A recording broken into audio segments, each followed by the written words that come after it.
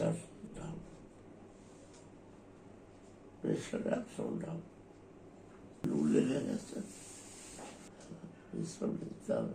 গরম তো, রোদ থেকেই লুটা লেগেছে এবং শরীরটা 2-3 দিন ধরেই খারাপ ছিল, পাতলা পায়খানা বমি হতে থাকছিল।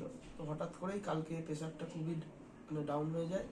তারপরে অবশ্যই ওনার নিউমোনিয়ারও ধাপ ছিল। তারপর করোনার পর থেকে একটা শরীরে ইনফেকশান আছে, যেটার জন্য আরও অসুবিধা হচ্ছে এবং পেটেও একটা ইনফেকশানের বিষয় হয়েছে, তো যেটার জন্য এই প্রেশারটা খুবই ফ্ল্যাকচুয়েট। কোনো কিছু হ্যাঁ, বাড়িতে অসুস্থ বোধ করেছিল, সেই জন্যই একই রকম আছে, প্রেশারটা খুবই ফ্ল্যাকচুয়েট করছে, কিছু সময়ের জন্য স্টেবল থাকছে, আবার খুবই ডাউন হয়ে যাচ্ছে।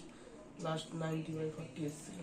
দলের লোকেরা খোঁজ খবর নিচ্ছে, সেই অর্থে কাউকে জানানো হয়নি এখনো। যতটা রেস্টে থাকা যায় ততটাই ভালো।